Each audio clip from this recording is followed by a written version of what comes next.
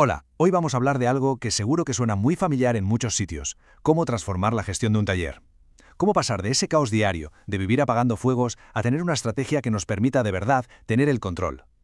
La clave es esa, ¿no? Dejar de correr detrás de los problemas y empezar a adelantarse a ellos. Para empezar, pongámonos en situación, una que, como decía, es el pan de cada día para muchos, la de un taller que vive en un estado de crisis casi constante, donde el día a día se define por lo urgente y casi nunca por lo importante. Y esta es la pregunta del millón, ¿verdad? ¿La jornada laboral en qué consiste? ¿En saltar de una avería inesperada a otra sin respiro?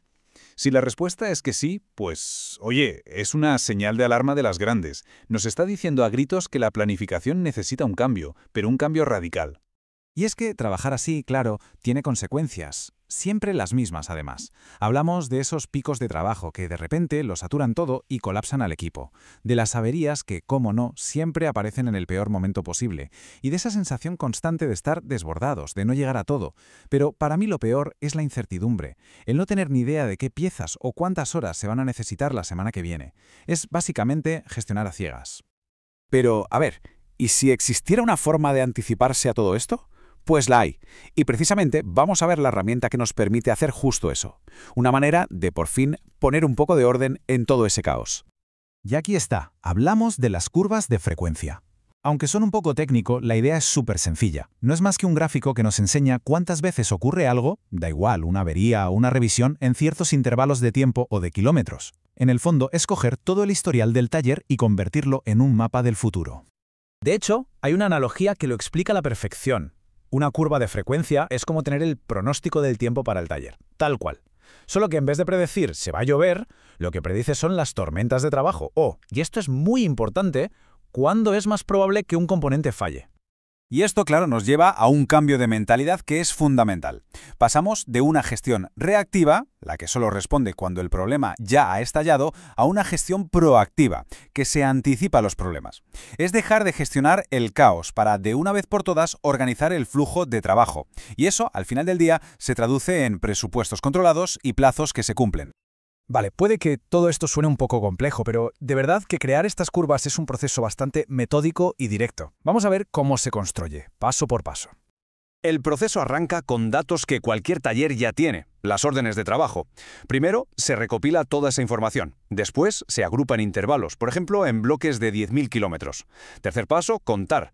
¿Cuántas intervenciones cayeron en cada bloque? Y por último, se dibuja el gráfico. Así de sencillo. Muy bien, y ahora que ya sabemos cómo se hacen, vamos a una de las aplicaciones más conocidas y más potentes que hay: el análisis del ciclo de vida de cualquier componente. Se la conoce como la curva de la bañera, por su forma. ¿Veis? Es como el perfil de una bañera antigua. Lo que nos muestra es algo clave. La probabilidad de que un componente falle no es constante. Sigue un patrón súper predecible a lo largo de su vida. Esas tres fases se ven muy claras. Al principio tenemos los fallos infantiles, que son los que ocurren por defectos de fábrica o una mala instalación. Luego llega una fase larga y tranquila, la de vida útil, donde los fallos son muy raros. Y al final, claro, llega la fase de desgaste, cuando el componente ya está viejo y la probabilidad de fallo se dispara. El truco está en saber dónde hay que actuar. Vamos con un ejemplo práctico para que se vea mejor. Si analizamos los fallos de alternadores en una flota, el gráfico resultante nos muestra algo muy interesante. Al principio, pocos fallos, pero de repente, ¡boom!, hay un pico clarísimo de fallos entre los 90.000 y los 150.000 kilómetros. Y con esa información, ¿qué hacemos? Pues actuar, claro. El gráfico nos está chivando que, para evitar averías en carretera, la jugada inteligente es planificar el cambio preventivo de los alternadores justo un poquito antes de que empiece esa zona de alto riesgo, antes de los 90.000 kilómetros. Pero ojo, que esto no solo sirve para predecir averías. Esta misma lógica nos ayuda a equilibrar la carga de trabajo y a gestionar los recursos del taller de una forma muchísimo más eficiente. A ver, imaginemos ahora que dibujamos un gráfico con las revisiones preventivas que se hacen cada semana. El patrón salta a la vista. Se forma una tormenta de trabajo totalmente predecible justo en la segunda semana de cada mes. La conclusión es bastante directa. Si ya se sabe que la segunda semana va a ser la de más jaleo, pues se puede planificar todo con antelación. A lo mejor hay que reforzar el personal, asegurarse de que hay stock de sobra de filtros y aceite, y quizá mover tareas menos urgentes a las semanas más tranquilas. Es sentido común, pero apoyado en datos. Al final, la clave está en saber leer estos gráficos. Si vemos picos, eso nos señala puntos de mucha demanda o fallos que se repiten. Si vemos una tendencia que sube, cuidado, puede ser un desgaste general o que el plan de prevención no está funcionando bien. Y si la tendencia va para abajo, esa es la mejor noticia. Significa que el mantenimiento es eficaz y la fiabilidad está mejorando.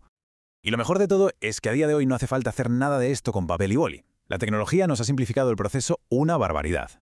Pensemos que el propio software de gestión del taller, el GMAO o DMS, ya registra toda esta información.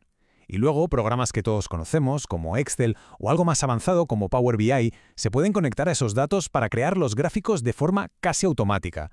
Esto está al alcance de cualquier taller moderno.